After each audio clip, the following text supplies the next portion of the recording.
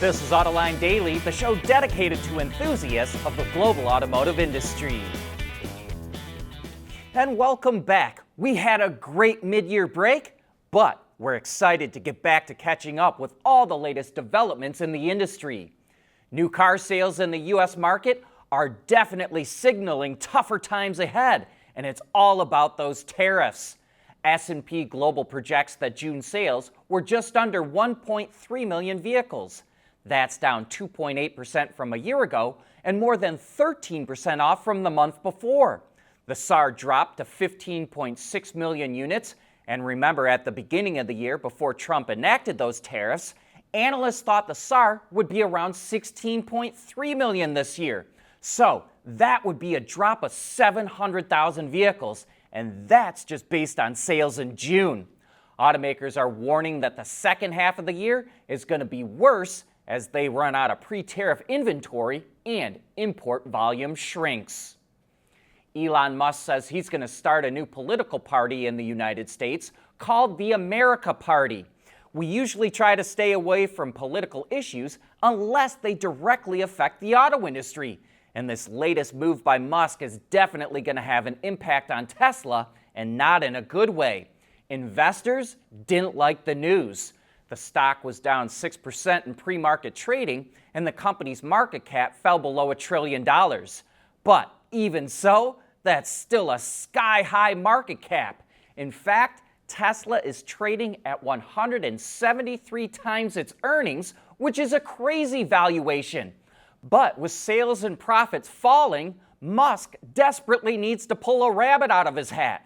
And putting all the time and energy it's going to take into starting a new political party means less time devoted into turning Tesla around. The refreshed Model Y is helping Tesla claw back some sales, but they were still down in the second quarter. The automaker delivered just over 384,000 vehicles in Q2, which is up from the roughly 337,000 it sold in Q1. But it still represents a 13% drop from Q2 of last year. Meanwhile, Tesla's other vehicles, which includes the Model S, X, Cybertruck, and Semi, are doing worse. Altogether, they only had about 10,400 deliveries, which was down about 20% compared to the first quarter. While the company doesn't break that out by model, Electric estimates the Cybertruck accounts for about half of those sales, or roughly 5,000 units, which would put it behind electric trucks from GM and Ford. And in other Tesla news, the Toyota RAV4 dethroned the Model Y as the world's best-selling vehicle last year. According to JATO Dynamics, Toyota sold about 1.187 million RAV4s in 2024, while Tesla sold roughly 1.185 million Model Ys. That's not much of a difference, only 0.16%. But we think it's another example of why Elon Musk should be putting more time and energy into Tesla.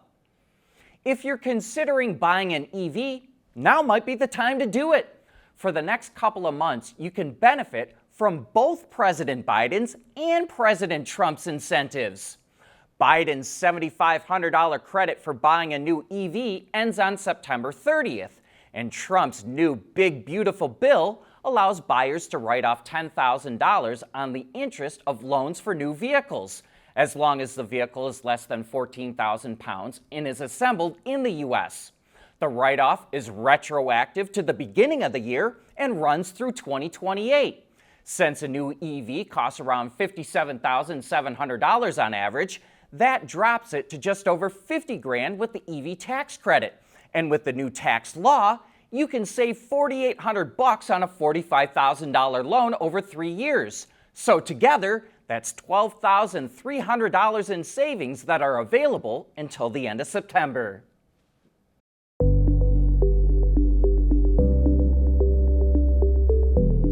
Developing today's vehicles, issues can happen in an instant. What good is knowing your problems without the data to solve them? Meet Wireless Neovi Cloud, your secure off-the-shelf solution, empowering real-time collaboration for quick resolution. With Wireless Nearby Cloud, your team can prevent issues before they can escalate. Driver communication data and remote diagnostics to analyze and resolve your problems using OTA, allowing your executives oversight throughout the process. Wireless Nearby Cloud, your vehicle update solution in production and on the road. Intrepid Control Systems, driven by your data.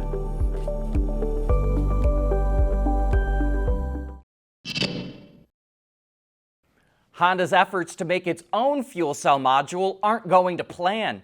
While it currently makes fuel cells with GM in Michigan, Honda announced that its next-gen module would be developed independently and made at one of its old powertrain plants in Japan. It aimed to start production sometime between the first quarter of 2027 to the first quarter of 2028 and have an annual production capacity of 30,000 units. But now it says it will reduce its initial production capacity and delay the timing to full production. However, it didn't reveal what it expects volume to be or a new timeline to hit full production. Honda also backed out of a government program in Japan that aims to establish clean energy supply chains because it wouldn't have been able to meet the requirements to get the subsidies. Nissan is in deep trouble, and it's talking to Foxconn about making EVs at one of its plants in Japan. The Nikkei newspaper reports that the deal could also include a joint venture. Nissan's new CEO, Ivan Espinosa, wants to close 7 plants globally, and the Oppama factory in Japan could be one of them. It's the company's oldest plant and employs 3,900 workers. So, a deal with Foxconn would likely save it. The possible partnership is part of Foxconn's goal of becoming a global EV contract manufacturer. It already made a deal in May to supply Mitsubishi with EVs next year, but those vehicles will be produced in Taiwan. ZF, a supplier probably best known for its transmissions, is making what is essentially its first transmission for plug-in hybrids and EVs. The reduction drive unit, which uses internal gearing to reduce the speed of the electric motor, will be used by what's said to be a leading Chinese automobile manufacturer in a midsize SUV that's coming out in the second half of this year. And we've got the latest results of the poll we posted before we went on our mid-year break. This was before Congress officially voted to kill off all incentives for EVs. Before they did that, a number of car dealers, including Carvana and CarMax, told the U.S. Congress they wanted to keep EV incentives in place. So we asked you how you would like to see Congress vote on this. Over 1,500 people voted, and 55% of you, well over half, voted to keep all those incentives in place. 7% said just keep the $7,500 sales rebate. 17% said just keep the incentives for manufacturing batteries in the U.S., and 21% of you said to kill all the incentives. And here's some of the top comments. User 22RF1RJ5V probably captured what most participants were thinking. They said, quote, all incentives should be kept in place. If we're going to do away with them, we must end all fossil fuel subsidies first. The EV incentives are helping keep the air we all breathe clean. Cake Battered pointed out something that definitely worries the car companies. If you want American automakers to have even the slightest chance of competing with Chinese automakers, you'd be in favor of federal incentives. But Robert A. Young probably captured the feeling of most people who said the incentives should be dropped completely. Quote, if you want the vehicle, you should pay for it instead of asking other taxpayers to contribute.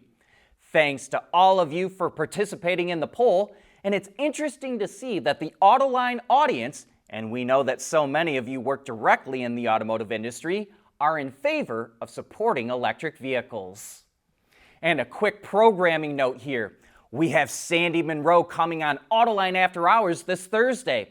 We're going to ask him where he sees the future of EVs in the U.S. going, and of course, we're going to have to get his input on the latest developments with Tesla, and that should be a fun show. But That brings us to the end of today's report, and thanks for your support of Autoline Daily.